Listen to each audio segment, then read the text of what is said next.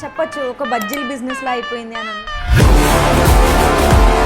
మూతి మీద మీసాలు రాని వాళ్ళు కూడా నాకు సైడ్ బిజినెస్ ఉంది అంటే ఏం సైడ్ బిజినెస్ అంటే రియల్ ఎస్టేట్ అనేది ఒకప్పుడు చాలా ఏజ్ ఉన్నవాళ్ళు లేదంటే చాలా ఎక్స్పీరియన్స్ చాలా స్ట్రగుల్స్ చూసిన వాళ్ళు మాత్రమే చేయగలిగేవారు.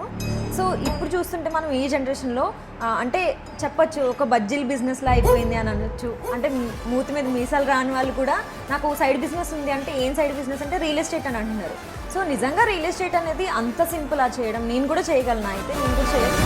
సింపులే, పర్వాలేదు, చేయొచ్చు. అంటే మీకు ఒక 5 కోట్లు ఉన్నాయంటే చేయొచ్చు. 5 కోట్లు రేపు పోతాయి అని అనుకున్నా కూడా నేను దీనిలో నిలబడతాను, మళ్ళీ ఇంకొక 5 కోట్లు 10 కోట్లు పెడతానంటే చేయొచ్చు. అందరూ అనుకుంటారు ఈజీ అని. Not at all an easy task. మీకు ఫైనాన్షియల్ బ్యాక్గ్రౌండ్ పక్కాగా ఉండాలి. When you have backup, when you have that money power, you can do real estate. లేనప్పుడు it's tough. Money power, political support ఉండాలి, ఫైనాన్షియల్ స్ట్రెంగ్త్ ఉండాలి, family support ఉండాలి. ఇవన్నీ ఉన్నాయని అంటే ఒక 5 కోట్లు ఇవాళ పోయినా నేను మళ్ళీ సస్టైన్ అవ్వగలుగుతాను, తర్వాత ఫ్యూచర్లో కూడా మళ్ళీ రాగలుగుతాను, మళ్ళీ బౌన్స్ బ్యాక్ అవుతానంటే you can do real estate.